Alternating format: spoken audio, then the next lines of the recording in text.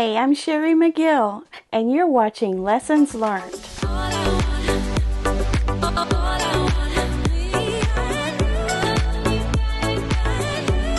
Well, hello there, and welcome back to Finish It Friday.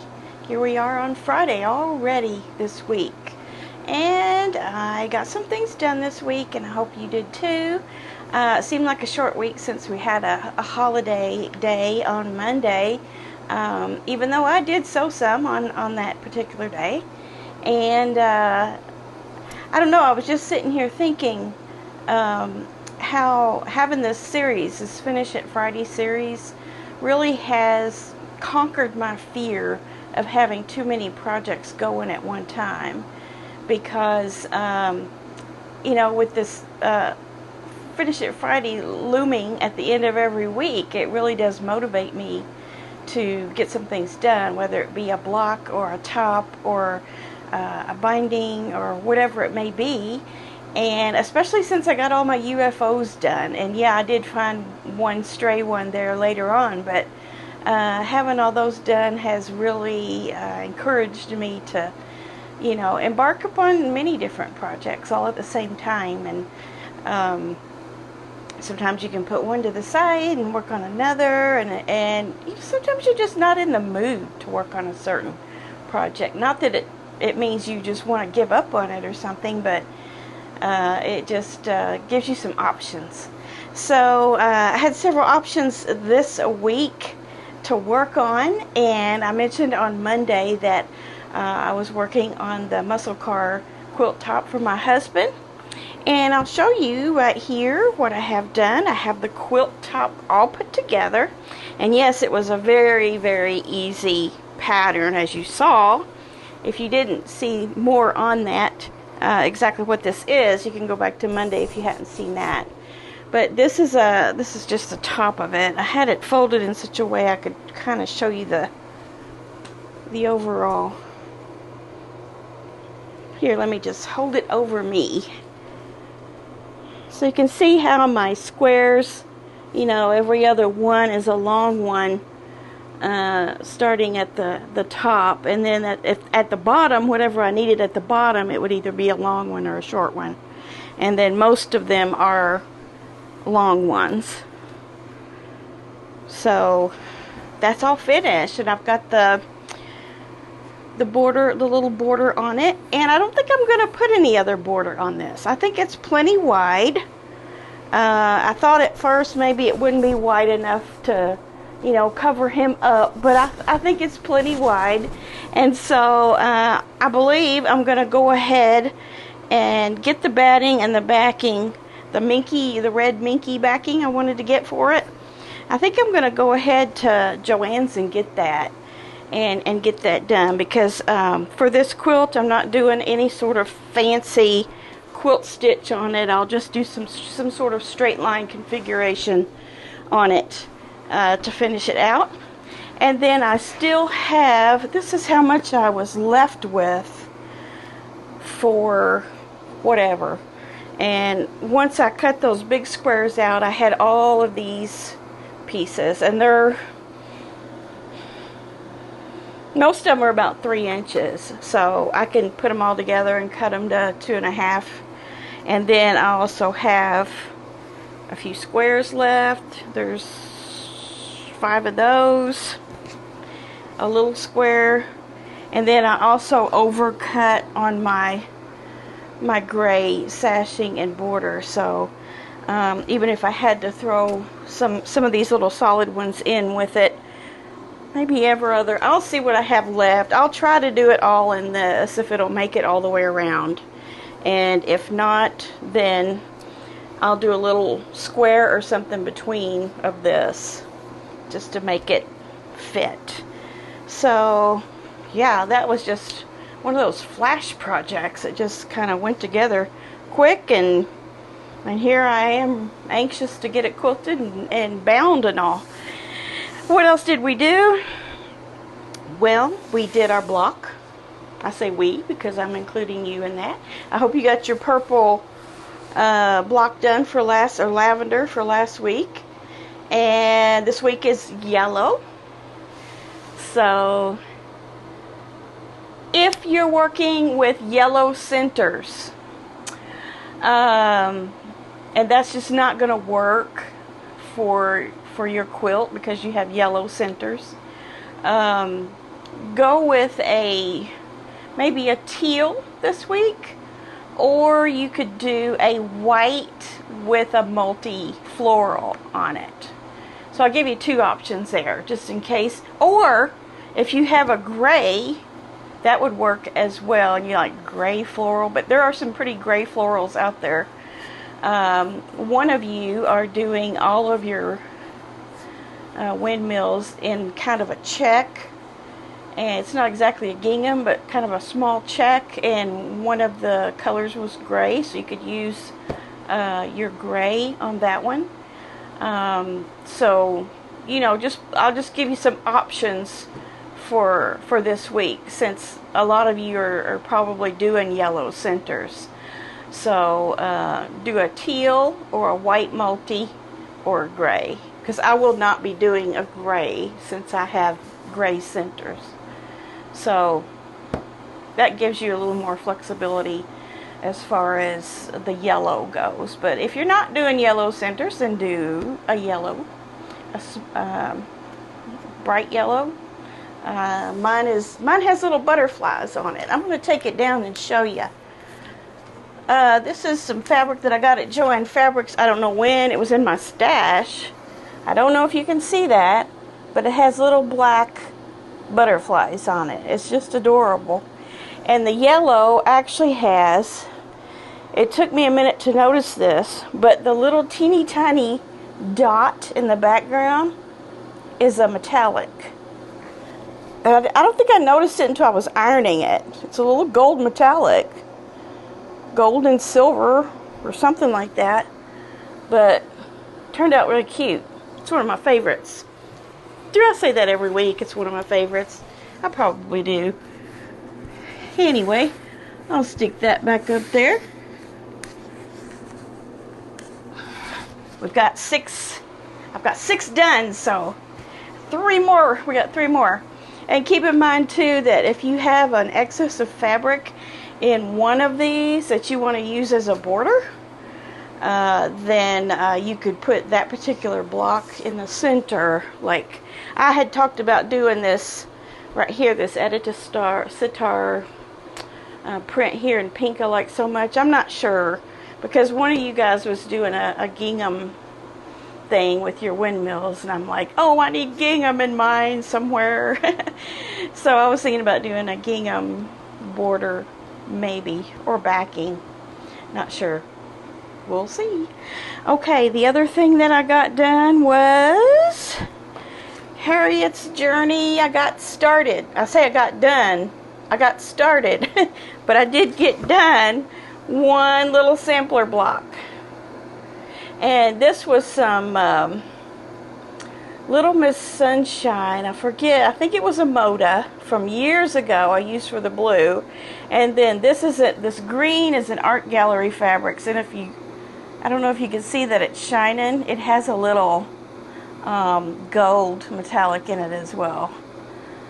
So I'm kind of staying within what the colors they are suggesting. I didn't pick out all my fabric ahead of time, because there is a list on here that tells you how much yardage to get of a dark green, a medium green, a light blue, a dark blue, that sort of thing. I'm just gonna hunt for it as I do these, and I am just randomly picking them out of here.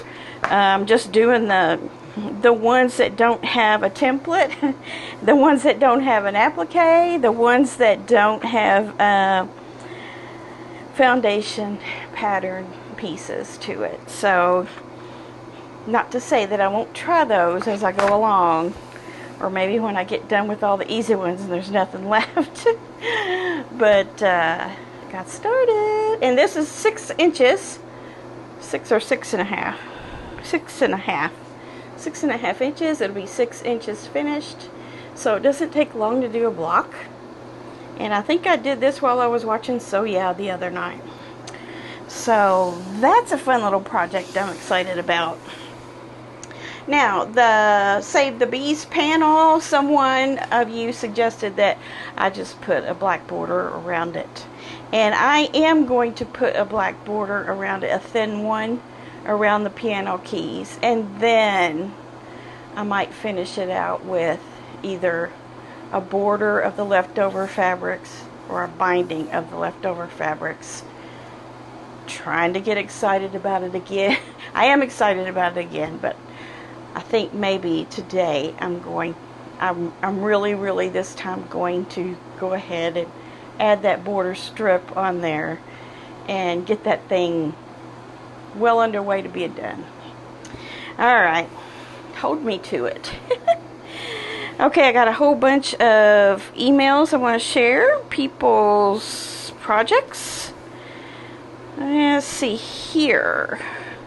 Got several.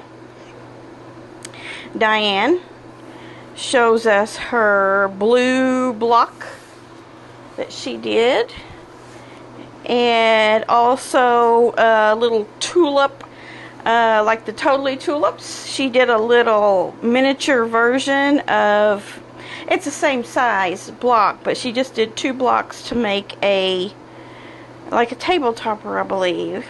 She said, had so much fun putting together the Totally Tulips wall hanging. Made this at the Woodturners Convention in Tennessee. Next year it will be in Louisville, Kentucky, which is just next door to me. And so she said, today while the quilters gathered for a weekly sewing session, I made the blue block. Got a couple of the half square triangles turned around, so had to do some unpacking. That happened to me yesterday. I was making this one, and I swear I'm not going to admit to my mistakes beforehand, but then I get on here and I'm like, I gotta be honest about it. I turned one of these, you know how you're left with these 2 to do? I turned one the wrong way. You can see my seam right there where I had it up here. Had to rip that thing out. It happens to the best of us. I was really in deep thought about pins and how much I hated pins, and that's what caused me to do it. So pins are my enemy. She has another one. She has her purple windmill block here too. See, now she's used a yellow center. Yeah, on her blue one too. So she's one of those that probably doesn't want to do a yellow one unless you do a drastically different shade of yellow, like a gold or something. I don't know. You do what you want, Diane. It'll look good. Sandra, she's a new quilter, and she put together the first windmill block, the peach one here. And she said, had some boo-boos, but was proud of my attempt. That's right. Planning to get caught up this weekend as I have a few extra days off work. That was probably last weekend. Hopefully I've learned from my mistakes and the next blocks will be better. Practice makes perfect, right? Also including a couple pics of a baby blanket I recently finished for my new granddaughter. Made up the design as I went and backed it with flannel with no batting in between. And there's a picture of that there, that purple one. And look at her, she quilted it and everything. Little cornerstones in the corners. You did a great job, Sandra. This is how we get on with quilting. We just do something. Just do stuff. Do something simple like 9 patches, or like she did, her stripes. Easy, easy. So congratulations on attempting things.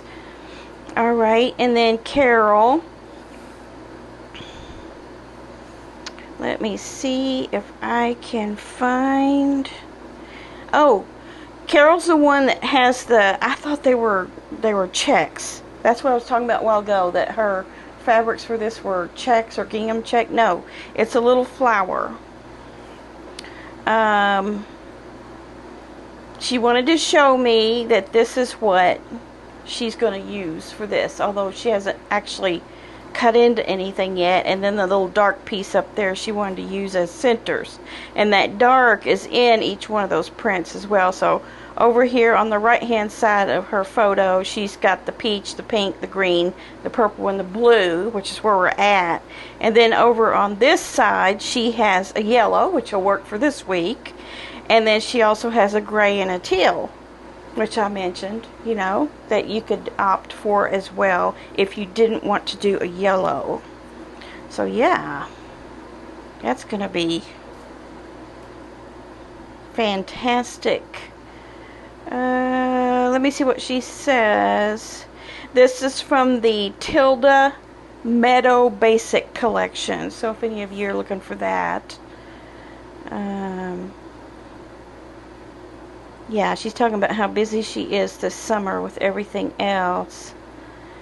But she's going to do this sew along. Okay, and then Carol again. I don't know if it's the same Carol. Hold on. Oh, yes, this. It says, "Hi Sherry, this quilt was inspired by the pineapple quilt from the Fat Quarter Shop. I bought their 12-inch and 6-inch paper piece papers. The papers were easy enough to sew, but I became bored making them and decided to make some other blocks for this quilt. It's a queen size, 90 by 98, and I quilted it on my 16-inch sit-down quilting machine. I named this quilt Pineapple Passion." Beautiful. Wow. And look at her quilting on the back. She said she did that with her sit-down sewing machine. It's beautiful. I love it.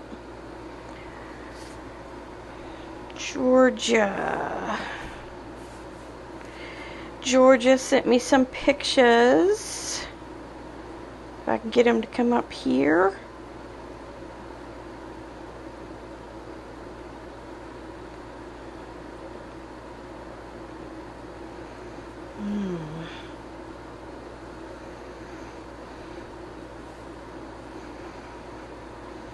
Where are they at? Here they are. There's her windmills. Beautiful. I see peach and green and blue. And I asked her about her little I Spy quilts on the side there too. Aren't those darling? What was that called? Quarter square triangles? Oh, and then she sent me a picture after she saw the wall hanging video that I did. She sent me a picture here. And I am seriously going to copy this picture and try to do one of those wall hangings with this. I looked at it many times and I have an idea for this, how to do that. So I'm going to use that. She said I could. I could use that as a pattern, I guess you could say. She says she lives below Mount Konocti in Lake County in Georgia. And she sent me this photo of it. Here's what she says about her blocks. She's got 4 blocks done. She's hunting for purple. I bet she's found it by now.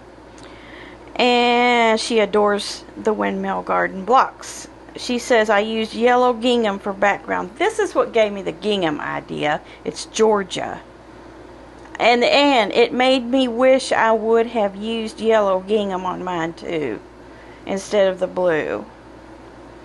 I keep trying to talk myself into how much I like this blue because it's the sky.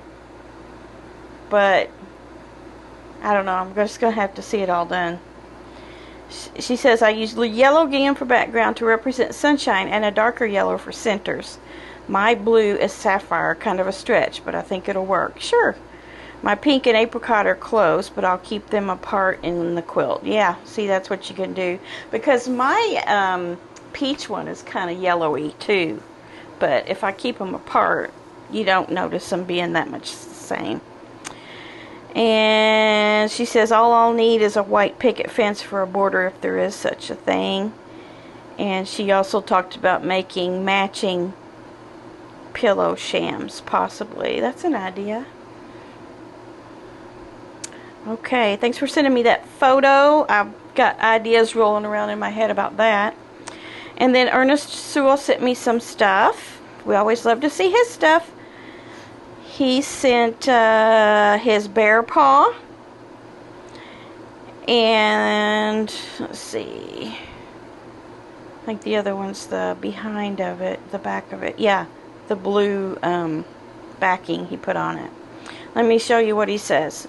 For some reason, I just dreaded quilting this. It felt too big to deal with, so I put it away.